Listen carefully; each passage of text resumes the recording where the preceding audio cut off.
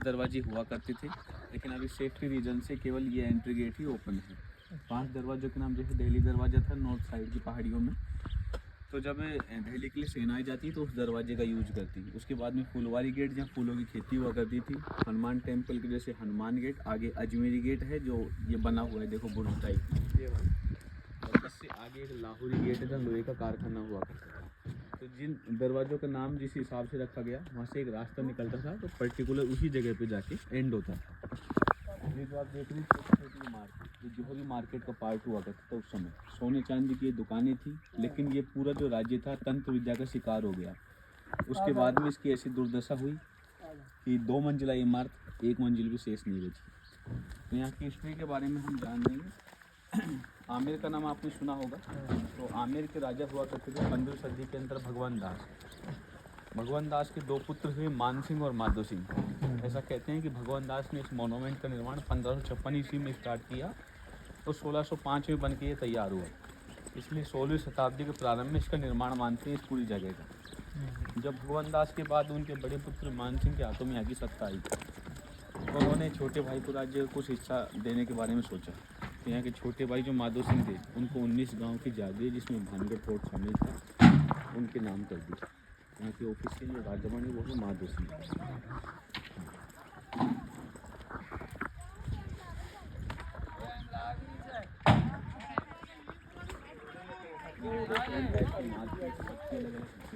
जो आप 4 दुकान देख रहे हैं, दुकान हुआ करती थी, ये इत्र और तेल की फेमस दुकानें हुआ करती थी उस समय की।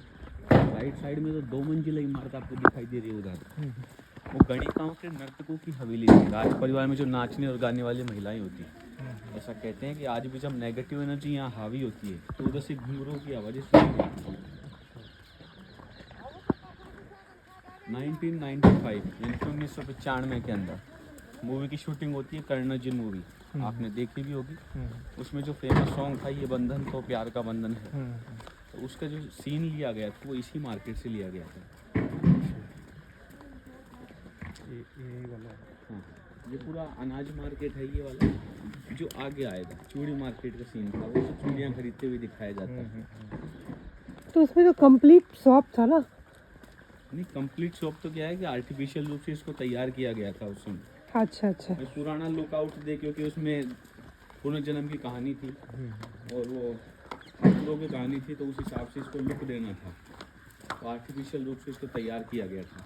ये जो रास्ता जा रहा है वैसे तो ये फुलवारी गेट की तरफ जाता है, और गणिकाओं की हवेली, ये चारों तरफ जो दुकानें बनी हुई है, तो इन दुकानों की जो चलाती थी वो गणिकाएँ थी, महिलाएँ थी, तो इसको जनाना मार्केट ही बोलते हैं ये वाला। हाँ हाँ, ये पूरा पोर्शन है चारों तरफ का, इधर साइड का। यहाँ से आगे ये चूड़ी मार्केट स्टार्ट होता है जो 300 मीटर तक चलेगा। अच्छा ये वाला हाँ। तो यहाँ के जो ऑफिशियल राजा बने माधो सिंह, उनकी शादी यहाँ से 30 किलोमीटर दूर चित्रवाड़ा रियासत हुआ करती थी। वहाँ के जागीरदार थे ईश्वर सिंह जी, उनकी पुत्री से होती है रत्नावती। रत्नावती जो शुरुआत से ही शिव जी के भक्त, साथ में तंत्र विद्या में माहिर थे। ऐसा कहते हैं कि जब शादी होकर वो इस मोनूमेंट पे आई और माधो सिंह को मालूम चला कि ये शिव जी के भक्त है रानी, तो उनके लिए सोमेश्वर मंदिर का निर्माण करवाते हैं जो शिव जी को समर्पित है। समय के साथ में इस जगह पे 500 के करीब लगभग दुकानें हैं। तो यहाँ का जो व्यापार था पुराने समय में विदेशों तक फेमस हो गया था। हाँ, समुद्री रास्तों से ये व्यापार होता था। तो क्या होता है कि एक बार जब व्यापारियों का दल समुद्र में व्यापार करके इनकी वापस रिटर्न हो रहा था विदेशों में व्यापार करके, तो उनका जहाज पानी के चक्रवात में फंस गया। लकड़ी से बने जहाज टूट के डूबने वाला था। उन्होंने आखिरी समय में सारे प्रयास करने के बाद भगवान को याद कर लिया, जब कैसे भी करके आप ही बचा सकते हो। कुछ व्यापारी लोग रानी रत्नावती के बारे में जानते थे कि वो तंत्र विद्या करती है, तो उन्होंने उनको भी याद किया कि रानी रत्नावती कैसे भी करके हमको बचा ले। ऐसा कहते हैं कि रानी रत्नावती ने महल में रहते हुए तंत्र विद्या की और उस जहाज को किनारे पे लाके खड़ा कर दिया। जब वो लोग यानी कि बच के इस राज्य के अंदर आए, तो उन्होंने अपनी फैमिली को इस बारे में बताया कि हमारे साथ इस प्रकार की घटनाएं हुई। लेकिन राजा के जो गुप्तचर सलाहकार मंत्री थे, उन तक ये बात पहुंच गई। उन्होंने इस बात को बढ़ा चढ़ा के पेश कर दिया राजा के सामने कि रानी एक ब्लैक मेडिसिन है, कहीं आपको वश में करके मार दे और पूरे राज्य को हड़प ले। ऐसा कहते हैं कि राजा उनकी बातों में आ गया। भानगढ़ फोर्ट के अंदर 5 टेम्पल बने हुए हैं। उनके पुजारियों को बुलवाया और मंत्रोच्चारण करवाए, कैसे भी पॉजिटिव एनर्जी से नेगेटिव एनर्जी को कंट्रोल कर सके। थोड़ा यहाँ पे दिखेंगे ये जो आप देख रहे हैं, उस समय की कैफेटेरिया हुआ करती थी, कैंटीन, जिनके नीचे बैठ के लोग खाना खाते थे और ऊपर यानी कि 2 मंजिला इमारत थी तो विश्राम भी किया करते थे। टेबल कुर्सी का जमाना नहीं था, इसलिए नीचे वो बैठते थे, साइड में वो किचन है। पीछे जो आप देख रहे हो 3 मंजिला इमारत, ये ठाकुर की हवेली हुआ करती थी। यहाँ पे नीचे एक शराब खाना भी था और ऊपर यानी कि कार्यक्रम होते थे मनोरंजन के। तो यहाँ से आगे क्या होता है कि जब जो पुजारी थे उन्होंने मंत्रोच्चारण किए पॉजिटिव एनर्जी से नेगेटिव कंट्रोल करने के लिए, लेकिन वो सारे प्रयास विफल हो गए। तो ऐसा कहते हैं कि व्यापार के साथ में ये जो बातें थी अलग अलग राज्यों में फैलने लगी। तो वेस्ट बंगाल के साइड से एक सिंधिया सेवड़ा नाम का तांत्रिक आया, जिसने राजा के सामने शर्त रखी कि मैं रानी को वश में तो कर सकता हूँ, लेकिन मेरे को ऐसा स्थान दो जहाँ मैं अपने ब्लैक मैजिक की साधना भी कर सकूँ। तो आप पहाड़ी के ऊपर एक छतरी देख रहे हो उस जगह। हाँ, बेसिकली वो वॉचिंग टावर है। बाहर से कोई सेना अटैक करने के लिए आती तो इस राज्य के कुछ सैनिक वहाँ खड़े होते थे। अलर्ट मोड हो जाते हैं, यानी कि जैसे ही उनको दिख जाता है कोई सेना अटैक करने आ रही है, इस राज्य को वो अलर्ट कर देते। जैसा कहते हैं कि राजा ने तांत्रिक को वो स्थान दे दिया इससे उन लोगों को डिस्टर्ब ना कर सके। लेकिन जो तांत्रिक था वहाँ रह के साधना तो करता और इस राज्य के ऊपर नज़र भी रखने लगा कि मेरे को कोई ना कोई एक ऐसा जरिया मिल जाए कि रानी रत्नावती से मैं मिल सकूं या उनको वश में कर सकूं। तो इत्र और तेल की दुकानें थी वहाँ। केवड़े के वृक्षों से क्या है कि रस से इत्र बनता था और तेल बनता था, और एक दासी के हाथों एक तेल का प्याला रानी के लिए भी जाता था वो। हाँ, ये उस समय की धर्मशालाएँ थी। एक तो ये है और एक वो पीछे खंडर रह गया वो। ये देख रहे हो उस समय की इनकी वॉशरूम वगैरह की जो बनावट थी, इनकी यहाँ नहाने का स्थान वो उधर फ्रेश वगैरह होने की है। रात्रि के समय यानी कि जैसे व्यापार होता तो घोड़ा गाड़ी या बैलगाड़ी से होता था उस समय। नाइट अगर उनको हो जाती तो खाने के लिए कैंटीन थी, कार्यक्रम वगैरह अगर शराब वगैरह पीना हो तो उसके लिए वो हवेली थी। इसके अलावा विश्राम करने के लिए कुछ होटल्स भी थी। ये जो आप पेड़ देख रहे हो 300 साल पुराने पेड़ हैं।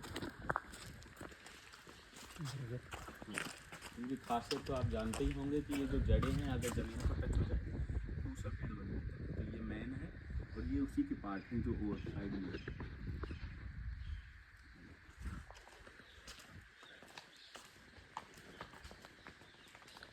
तो उस समय क्या हुआ कि तांत्रिक ने जरिया बनाया, रानी की जो दासी थी जो तेल का प्याला लेके जाती थी उसने मार्केट के अंदर उस दासी को रोक लिया और उस तेल के प्याले के ऊपर सम्मोहन विद्या कर दी। रानी जब भी इसको अपने बालों में लगाएगी मेरी तरफ अट्रैक्ट होती है, वो पीछे चली आएगी, नेगेटिव एनर्जी हावी होती। लेकिन होता ऐसा है कि जैसे ही वो दासी लेके जाती है रानी के पास तेल के प्याले को, तो रानी उसको हाथ लगा के पहचान जाती है अपने तंत्र विद्या के कारण कि इसके ऊपर तो कोई मैजिक हुआ है, और वो क्रोध में आके उसी तेल के प्याले के ऊपर दूसरा मैजिक कर देती हैं, उसी को ज़्यादा पावरफुल कर देती हैं।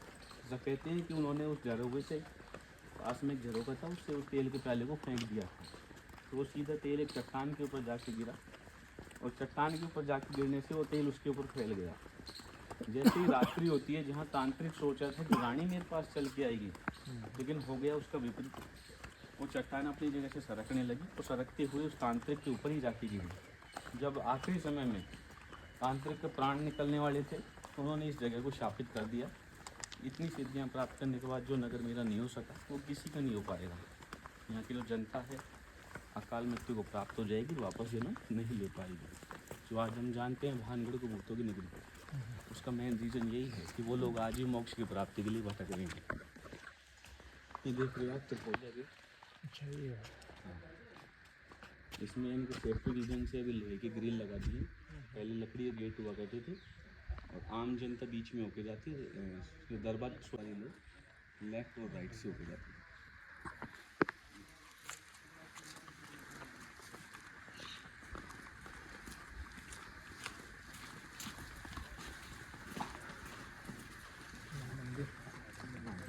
टेम्पल राधा कृष्ण जी को समर्पित, इसके राइट साइड में पुजारियों की हवेली हुआ करती थी।